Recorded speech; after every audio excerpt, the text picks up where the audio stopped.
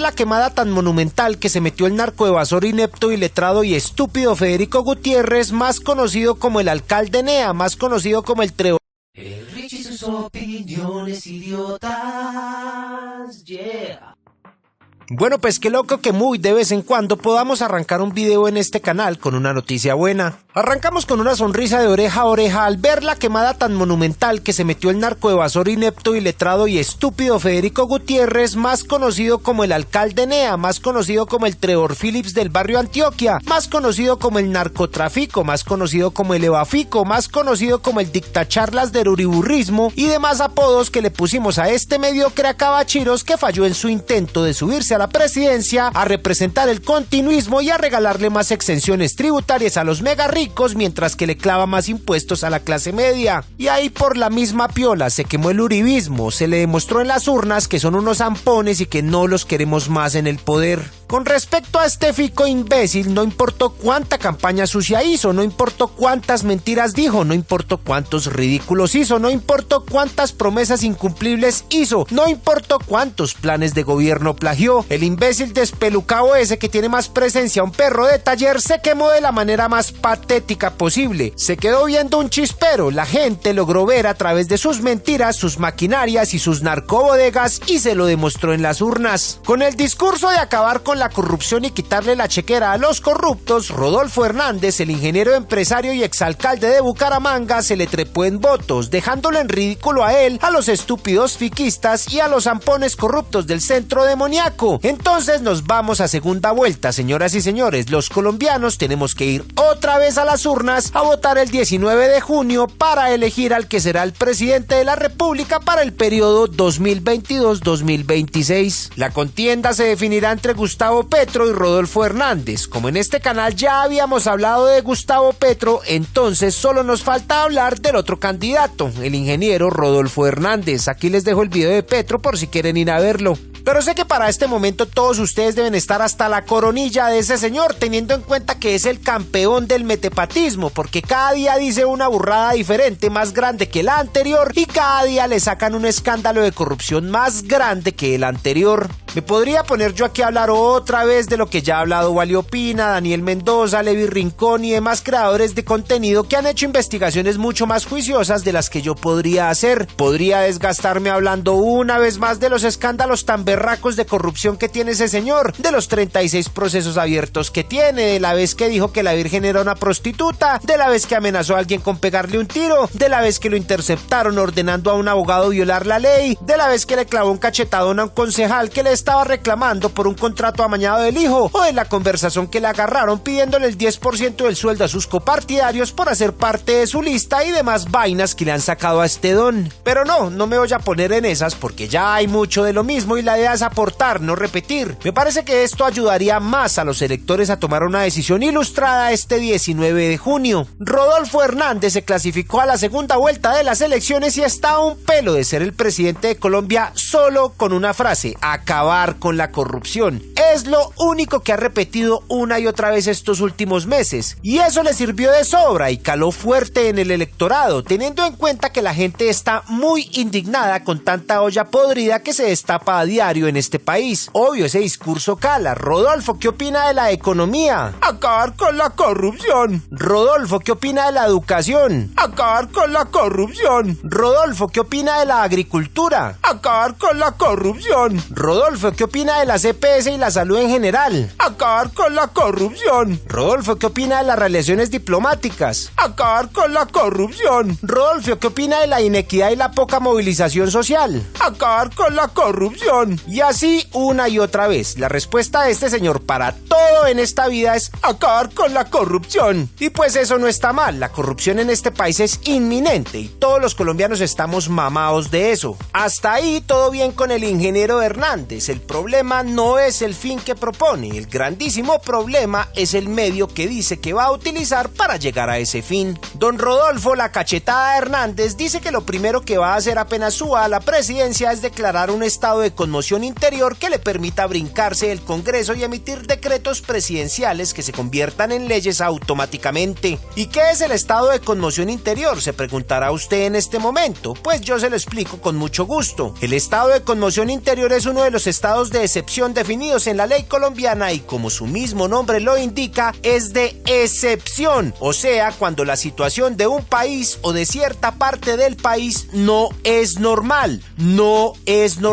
o sea, que un estado de excepción como el de conmoción interior no puede ser la regla general para gobernar un país. Para que el señor Rodolfo la Virgen es una puta Hernández pueda declarar un estado de conmoción interior que le permita meter todas las leyes que tiene en mente por decreto y brincarse el Congreso, se tienen que cumplir dos cosas. Primero, debe llevar la firma de todos los ministros, es decir, por uno solo que no quiera o no pueda firmar, no se puede declarar el estado de conmoción interior. Y segundo, un estado de conmoción interior debe estar muy bien motivado y sujeto a la situación en específico, ya que no se puede justificar como anteriormente se justificaban los estados de sitio en Colombia, que cuya razón era por razones de estado, es decir, por lo que le diera la gana al presidente de turno. Si se va a declarar esa vaina, se tiene que distinguir qué estado de excepción quiere declarar, por qué lo va a declarar, es decir, la razón de hecho y de derecho, la duración del estado de conmoción y cuáles son las medidas que va a tomar para la situación o situaciones en específico. Es decir, que tiene que haber una razón realmente de peso para que don Rodolfo pueda declarar un estado de conmoción interior, y dudo mucho que la corrupción sea motivo suficiente para hacerlo, ya que no es algo que ponga en riesgo la soberanía del país o algo por el estilo. Además, tiene que especificar el tiempo que va a durar, no es que pueda poner el país en estado de conmoción interior y dejarlo todo el tiempo que le dé la gana, por lo tanto la veo difícil. Segundo, una vez que haya publicado el decreto que declara un estado de excepción, este debe ser enviado al día siguiente a la Corte Constitucional para su revisión. Esto quiere decir que estos decretos tienen controles que en este caso son realizados por la rama judicial, sin perjuicio de que el Congreso también ejerce control político sobre ellos y le puede pedir informes sobre los decretos que regulen las medidas tomadas. Es decir, las otras ramas del poder público están vigilando al Ejecutivo por si la caga o intenta dárselas de loco con lo que decreta. O sea que tampoco es que pueda hacer lo que le dé la gana a sus anchas. Solo le pido que se imagine qué van a decir amponas como María Fernandita Cabal o Palomita Valencia ante cualquier decreto anticorrupción que intenten pasar. Obviamente la lluvia de palos en la rueda va a ser monumental, tratando de entorpecer cualquier política en contra de los ampones. Esto contando con que Rodolfito sí emita leyes a favor de la población, pero donde empieza a emitir decretos fachos o violadores de libertades que nos jodan a nosotros y defiendan a los ampones de siempre que, durante el tiempo que se demore la Corte en declarar el estado de conmoción interior como inconstitucional, es imposible saber qué leyes cagadas puede haber emitido don Rodolfito o qué derechos nos habrá vulnerado con sus decretos presidenciales, y teniendo en cuenta el prontuario de este man, pues que supone uno.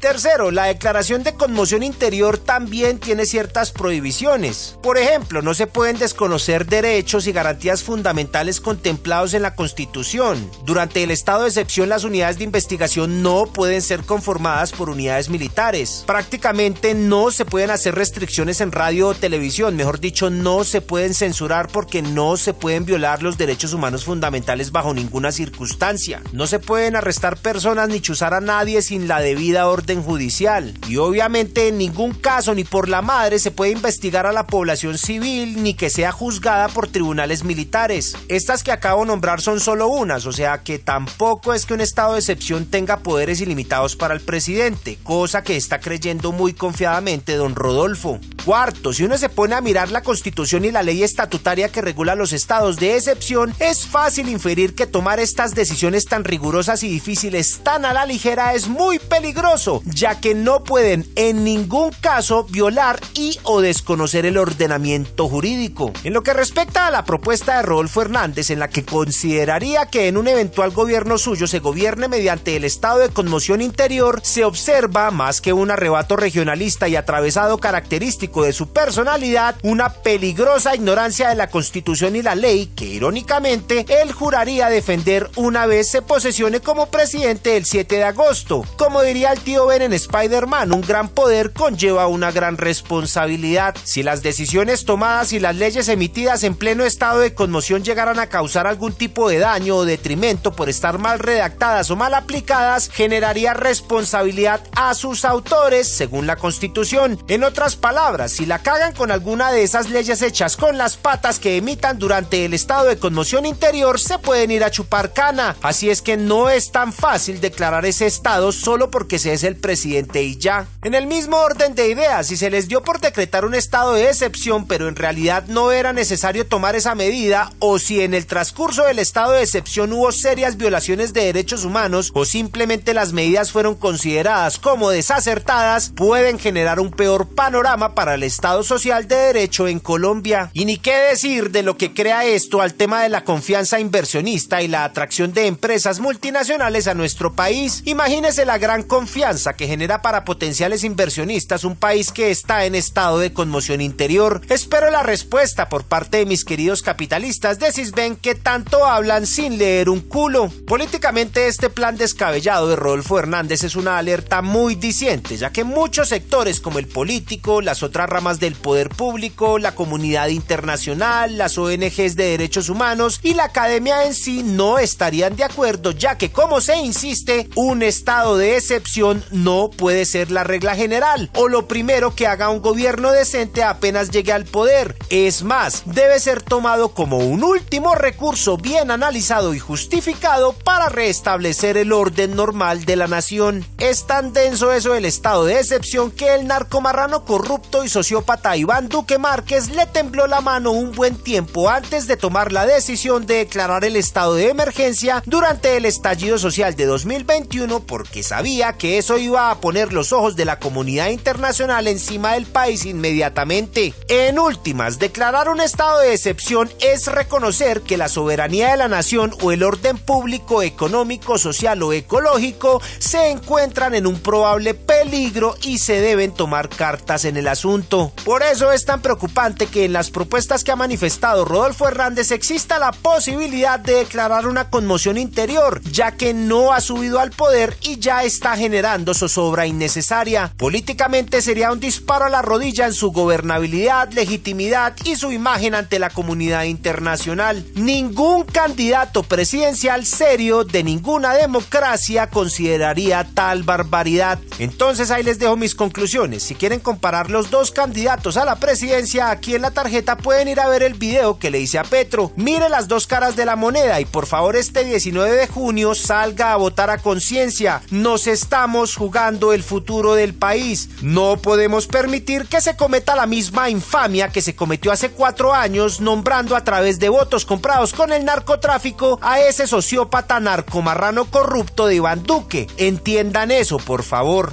Ah, sí, y un último detalle, después de que el narcoevafico le dijo corrupto a Rodolfo Hernández a menos 4 veces durante los debates, ahora salió diciendo que apoyaba su candidatura en la segunda vuelta. Habráse visto el nivel de cinismo de este triple hijueputa marihuanero a medio rehabilitar. Les apuesto que si gana este viejo la presidencia, vamos a ver al tal Fico en algún ministerio, se van a acordar de mí. Antes de despedirme quiero decir que este video fue posible gracias a la invaluable colaboración de mi parcero Leinat 123, un abogado muy teso que la tiene clara en estos temas y me ayudó muchísimo con todas estas investigaciones. Ya saben, una persona que sí sabe de lo que habla porque lee, no como esos tiktokers fiquistas que dan vergüenza ajena hasta en su propio gremio. Pero ese temita de las bodegas que han estado atacando con guerra sucia mis redes sociales se los dejo para un próximo video. Vayan a seguir a mi parcero Leinat que explica cosas bacanas acerca del derecho. Nos vemos a la próxima. Y no olviden, todos a votar el 19 de junio, nos estamos jugando el futuro del país.